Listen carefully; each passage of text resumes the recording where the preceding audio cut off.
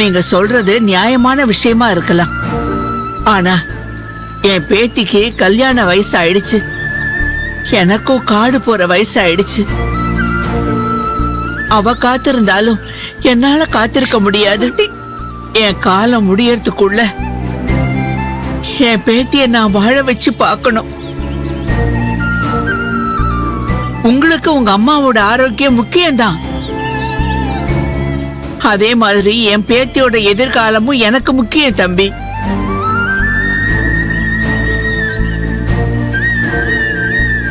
நாளைக்கு உங்க அம்மா சொல்ற பொண்ணை கட்டிட்டு போயிட்டீங்கன்னா என் பேத்தியோட எதிர்காலம் என்ன ஆகும் தம்பி? தயவு செஞ்சு நீங்க என்ன தப்பா நினைச்சுக்காதீங்க. இதோ இந்த ஃபார்மை ஃபில்அப் பண்ணி கையெழுத்து போடுங்க.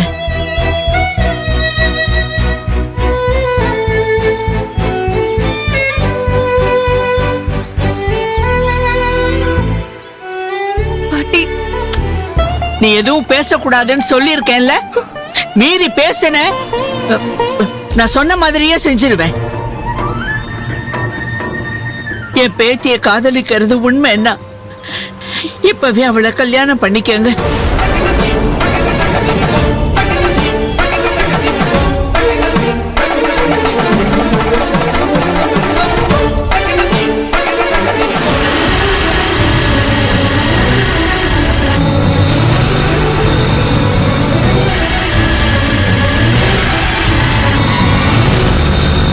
இந்த பக்கம் எங்க போறா?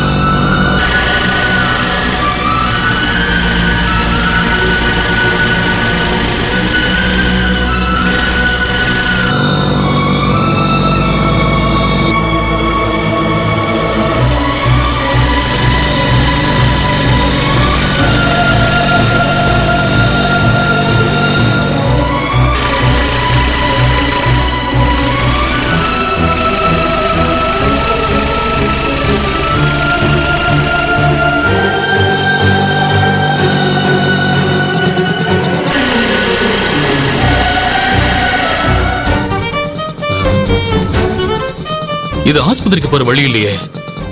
மதி வேற பக்கம் போறா.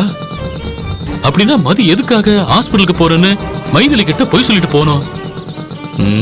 ஏதோ தப்பு நடக்குது. இவளை விடக்கூடாது. எங்க போறான்னு ஃபாலோ பண்ணி கையும் களவுமா பிடிக்கணும்.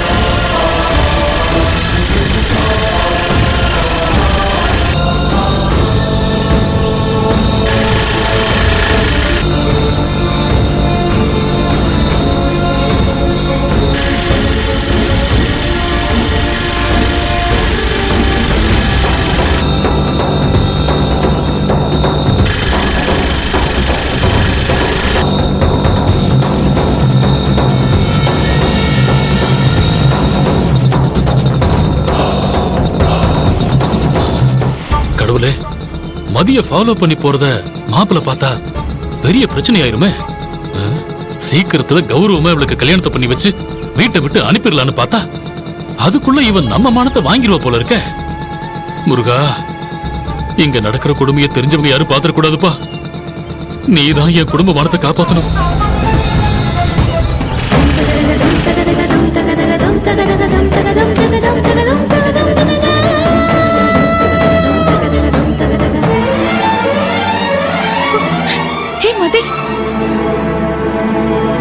மாமதி, நான் எவ்வளவு எடுத்து சொன்னாலும் பாட்டி பிடிவாதமா இருக்காங்க. உடனே ரெஜிஸ்டர் மேரேஜ் பண்ணிக்கணும்னு கட்டாயப்படுத்துறாங்க. மதி, ரெஜிஸ்டர் மேரேஜ் பண்ணிக்கிறதுல எனக்கு என்ன பிரச்சனைன்னு உங்க 2 பேருக்கும் தெரியும்ல. மதி, தயவு செஞ்சு பாட்டி கிட்ட சொல்லு மதி.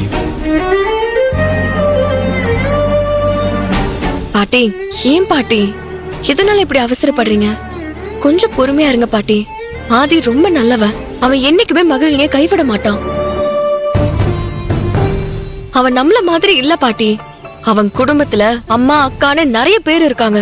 அவங்க யார் மனசையும் புண்படுத்தாம மகிழ்னிக்கு கெட்ட பேர் வராம மகிழ்னிய கல்யாணம் பண்ணிக்கணும்னு அவன் நினைக்கிறான் பாட்டி. அது மட்டும் இல்ல பாட்டி, அவன் ஒரு ஸ்டேட்டஸ்ல இருக்கிற டாக்டர். இந்த சிட்டில நிறைய பேருக்கு அவனை பத்தி தெரியும், அவங்க குடும்பத்தை பத்தியும் தெரியும் பாட்டி. இப்படி அவன் வீட்டுக்கு தெரியாம திருட்டுத்தனமா கல்யாணம் பண்ணிக்கிட்டா எல்லாரும் என்ன பேசுவாங்க பாட்டி? அவனோட நிலைமையும் கொஞ்சம் நினைச்சு பாருங்களேன் ப்ளீஸ் பாட்டி. இங்க பார்மதி, உன் ஃப்ரெண்டு ஆதிய லவ் பண்றது உண்மைதானே? என் பேத்திய விட்டுட்டு ஆதியோட அம்மா வேறொரு பொண்ணை நிச்சயம் பண்ணா என்ன அர்த்தம்? நீயே சொல்லு. இந்த தள்ளாத வயசு பொண்ணை வச்சுக்கிட்டு நான் வயித்துல நெருப்ப கட்டிக்கிட்டு இருக்கேன். இதோ இங்க பாரு, மாலையும் மஞ்ச கயிறும் ரெடியா இருக்கு. பாட்டி இன்னைக்கு இவங்க கல்யாணத்தை முடிச்சாதான் எனக்கு நிம்மதி. இல்லைனா இருக்கவே இருக்கு விஷ பாட்டில். பாட்டி அத நான் தயாரா வச்சிருக்கேன். பாட்டி பாட்டி ஏன் இப்படி பேசிட்டு இருக்கீங்க? மேடம், ஃபார்ம் ஃபில்அப் பண்ணியாச்சா? 2 பேரும் கையெழுத்து போட்டாங்களா? இதோ இப்ப ரெடி ஆயிடும், நீங்க போங்க. Okay madam.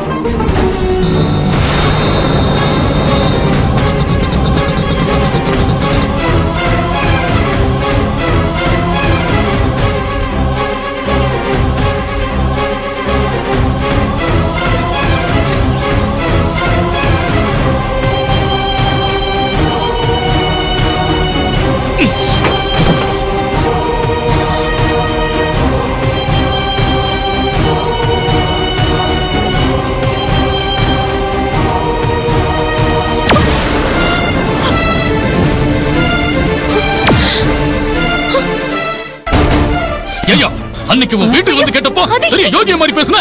அங்கிள் இப்ப என்ன சொல்ல போற? அங்கிள் தான். என் பொண்ணு திருட்டு கல்யாணம் பண்றதுக்காக தானே கூட்டிட்டு வந்த? அங்கிள், நீங்க என்ன தப்பா புரிஞ்சிட்டு இருக்கீங்க. தயவு செஞ்சு கையெடுங்க, கையெடுங்க அங்கிள். ஏய் ஓடுகாலி, நான் அவ்வளவு தூரம் சொல்லியும் எங்களை ஏமாத்திட்டு வீட்டை விட்டு ஓடி வந்துட்டல. அங்கிள், நீயும் உன் அக்கா மாதிரி எங்க மானத்தை வாங்கிட்டு திருட்டு கல்யாணம் பண்ண போறியா? உன்ன அங்கிள் அவசரப்படாதீங்க. மதி மேல எந்த தப்பும் இல்ல. ஆதி எனக்காக தான் வந்தான். மதி பாட்டிய சமாதானப்படுத்த தான் வந்தா. ஆமாப்பா. ஏய், இந்த மகிழினி கூட சேரக்கூடாதுன்னு சொல்லியும் நீ இவ கூட சகவாசம் வச்சதுனாலதான் இவ யாரையோ லவ் பண்ற மாதிரி நீ டாக்டரை லவ் பண்ணிட்டு இருக்க. நீ கெட்டு போக காரணமே இவதான். ஏய் மகிழினி, நீதான் இவங்க 2 பேருக்கு தூதா? நீயும் உன் பாட்டியும் சேர்ந்துதான் என் பொண்ணுக்கு கல்யாணம் பண்ணி வைக்க போறீங்களா?